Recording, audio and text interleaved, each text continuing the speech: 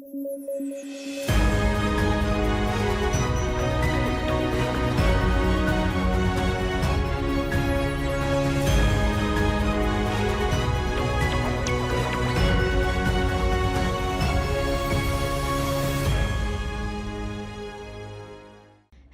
welcome to another edition of DBE TV News. You can watch this bulletin on the DBE TV News YouTube channel, the DBE's YouTube channel, and on OpenView channel 122. I am Tsegohajo Moagi. In our top stories, damning findings reported against senior managers, including the principal at Pretoria High School for Girls. Mpumalanga experiences heavy hailstorms leading to the loss of lives and classroom damage. The Health Department confirms the deaths of 6 learners not linked to the National School Nutrition Program. An independent investigation into alleged systematic racism at Pretoria High School for Girls has recommended that the principal, deputy principal, and other senior members must be charged with misconduct. This was revealed by Mdladlamba attorneys, the law firm appointed by the Gauteng Education Department to investigate the allegations at the school. Earlier this year, it was reported that some learners at the school had created a whites-only WhatsApp group to allegedly discuss black learners. The 12 learners were later found not guilty of racism, but the public outcry, as stipulated by the MEC of Education, necessitated further investigations. It is recommended that the following staff members be charged with misconduct: the principal, the deputy principal responsible for discipline, 2 educators for classroom-related incidents, the estate manager, the HR manager, and the acting principal. The GDE is to consider removing the SGB chairperson from the SGB in terms of Regulation 13 of the Governing Body Regulation for his attempt to interfere with the legislative powers and functions of the MEC and the HOD. This was designed to derail the investigation. According to the SGB chairperson, the letter he addressed to the MEC and the HOD on 31 August 2024 was drafted on the advice and with the guidance of his personal lawyer and not one appointed by the SGB. This letter was copied to a third party and contained serious allegations inter alia against officials regarding discussions that took place behind closed doors. This interference is also clear from the allegations that the SGB chairperson made at the SGB meeting of 29 August 2024, where he claimed there were potential attempts by the GDE to ban the SGB, and further claiming this was now a fight. These are the recommendations contained in the report, and I thank you. There were findings that some senior managers received preferential treatment to be appointed into posts. The position was advertised 3 times. It is a finding that the finance manager does not possess a degree or diploma, which is a requirement for the position. It is further found that the finance manager could not be appointed in this position using paragraph 13 of the school's employment policy. The principal, the HR manager, and the finance manager herself all confirmed that the finance manager never applied for the position in the first round.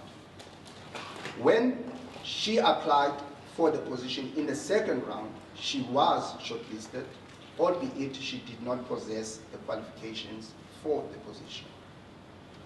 She was found not to be suitable to be appointed, hence she was never appointed, and the school had to start the process afresh. The finance manager did not apply for the position in the third round. There were 3 candidates, and there was only one that was appointed. Even under paragraph 20B of the school's employment policy, which deals with positions proving to be difficult to fill, it is required that there must be an application and interview process. It is further clear from the consultancy agreement entered into between the school and the company of the person that used to be the finance manager here at the school, who is white. The services being rendered by that company or that individuals are not only a handover process, but covers all the duties of the finance manager at the school.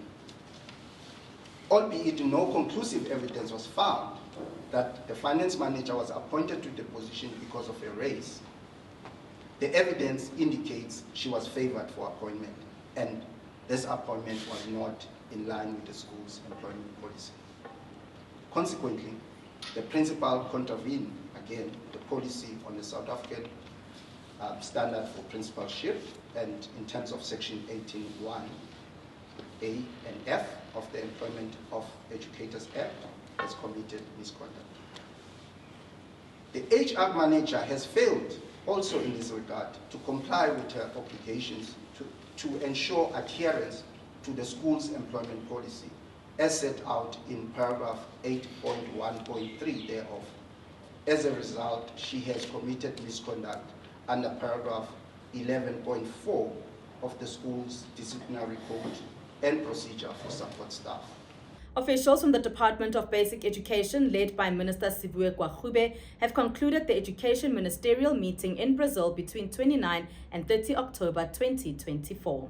The ministers of both basic and higher education were accompanied by their directors general, where they spoke on two important matters: school community engagement practices as a means of augmenting the strengthening of the formal curriculum, and to present South Africa's priorities for its hosting of the Education Working Group's presidency in 2024. Brazil's innovative approach to the fourth and final engagement invited countries to submit videos demonstrating school community engagement practices from across the globe. South Africa proudly showcased two environmentally responsive videos from the Youth Citizen Action Program prepared by Nihana Junior Secondary School and Doli Senior Secondary School.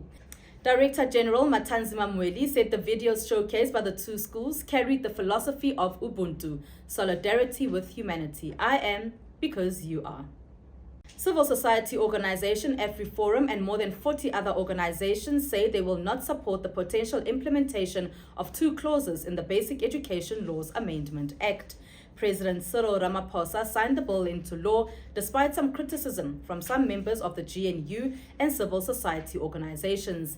The implementation of clauses 4 and 5 have been suspended for 3 months to allow stakeholders to deliberate the clauses.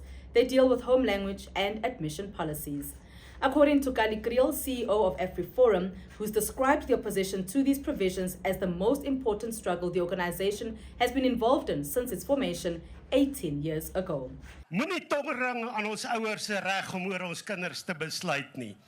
En dan sou ons ook vir ons landgenote, ons is hier om te sê dat moedertaalonderrig uitgebrei moet word na elke kind in hierdie land. Want dit is elke kind se reg. Dis 'n reg wat ondermyn word deur die ANC en ons is keelvol daarvoor. Dit is hoekom ons vandag hier is. Nou, Afrikaanse skole speel 'n kernrol in ons gemeenskap. Dit is waar ons gemeenskap bymekaar kom. En as jy dit aanvat, dan is dit 'n aanslag op ons kulturele voortbestaan. Daarom is hierdie nie net 'n stryd teen nog 'n wet nie. Hierdie is 'n stryd vir kulturele oorlewing. En dit is hoekom ek dankbaar is dat hier 10,000 mense is wat sê, los ons kinders uit. Dankie daarvoor.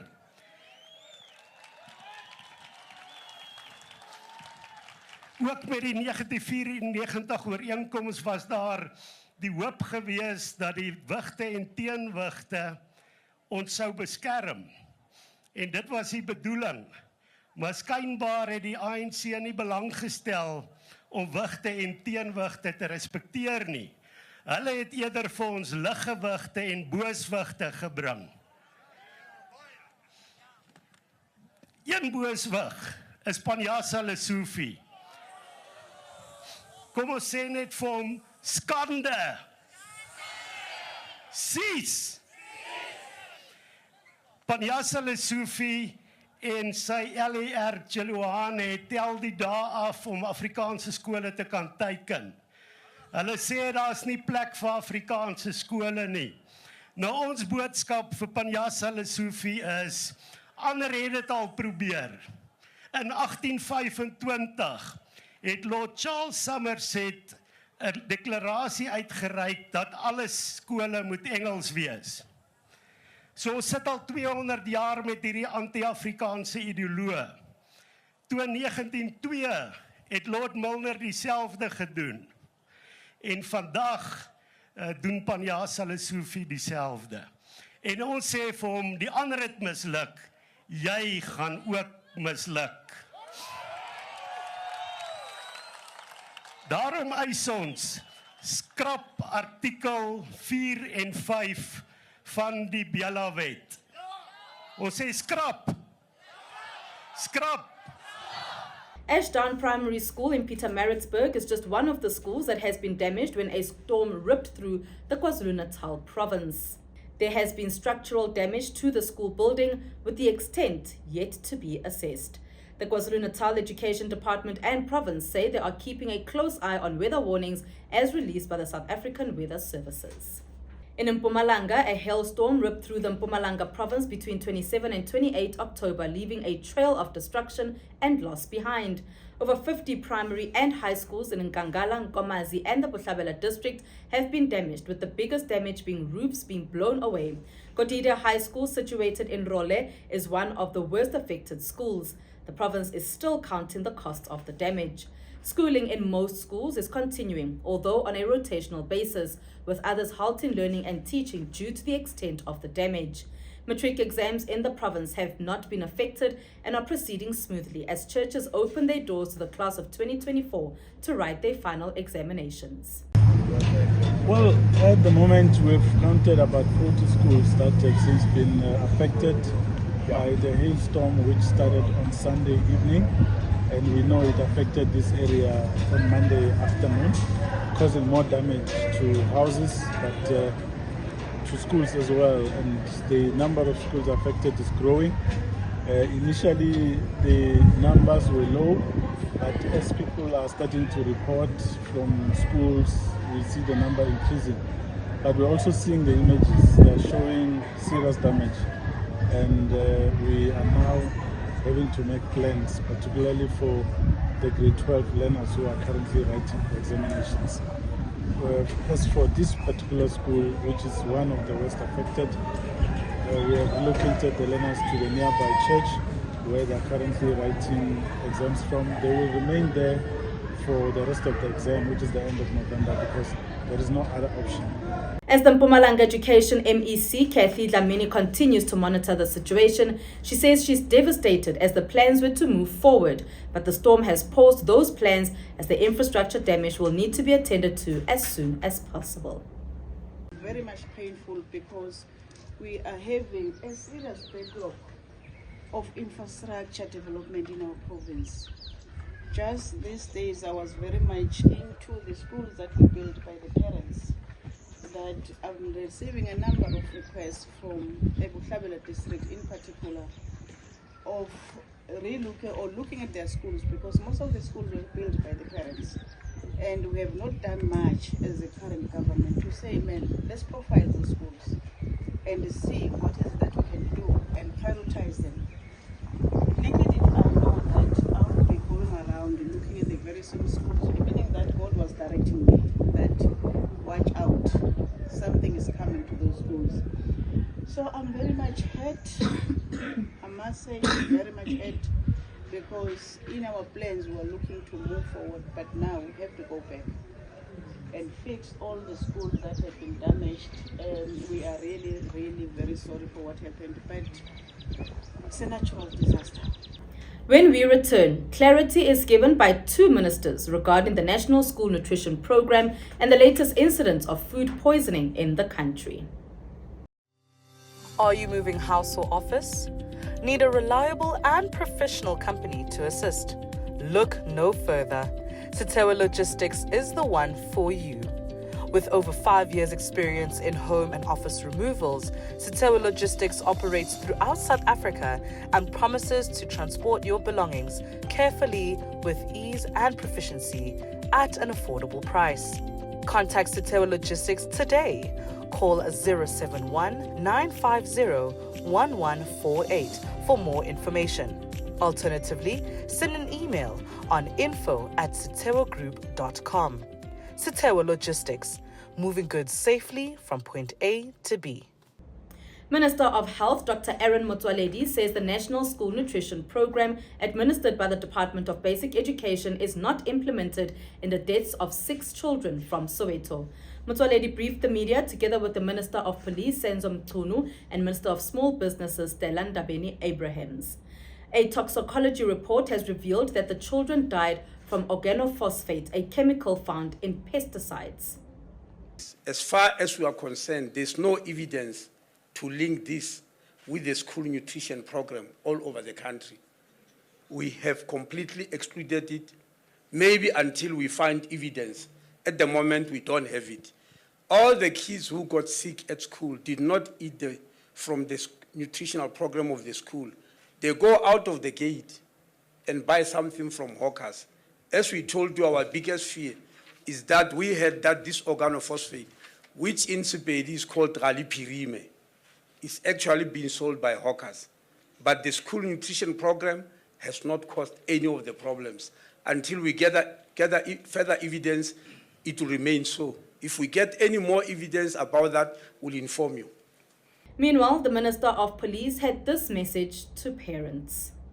On the side of caution, one of these days I saw, I think it was a principal in Mpumalanga, actually warning parents, cautioning them rather, to say, let us discourage children from doing exactly what Dr. Msoledi is talking about.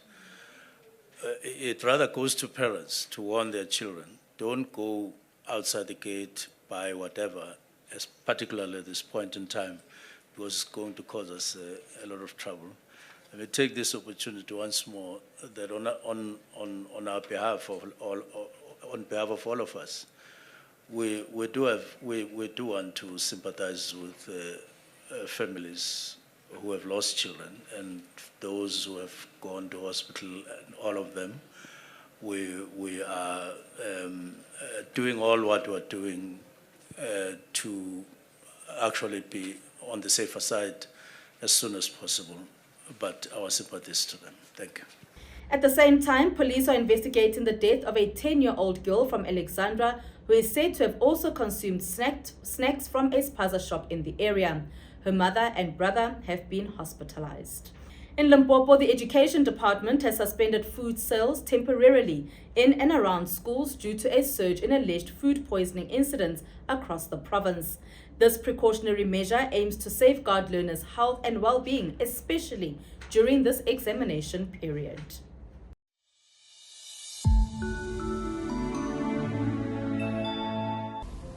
Due to this increased cases of alleged food poisoning, where our learners are falling ill and others unfortunately passing away, we have had to introduce precautionary measures that will safeguard the lives of our learners, which are paramount in this case.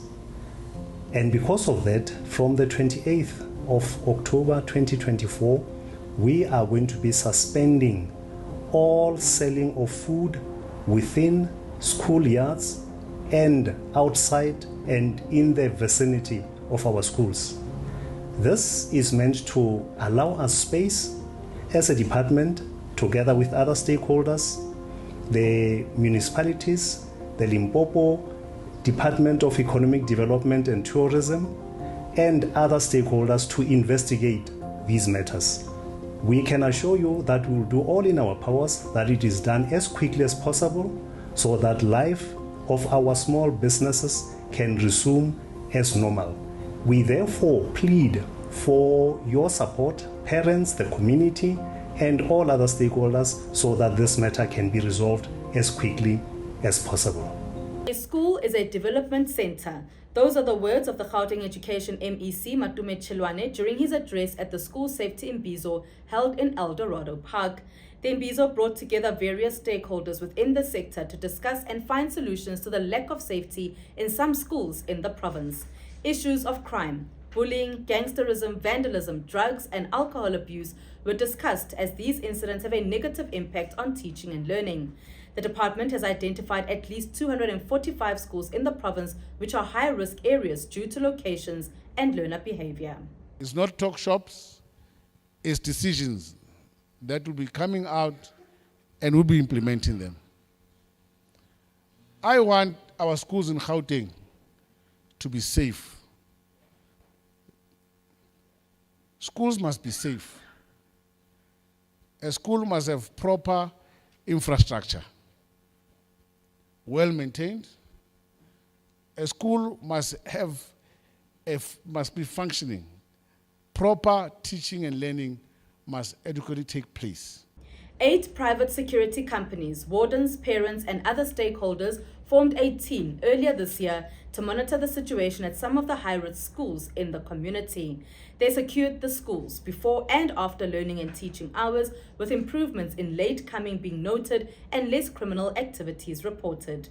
Community members in the area are calling for metal detectors at schools rather than body scanners, as these take time from learning and teaching. The body scanners,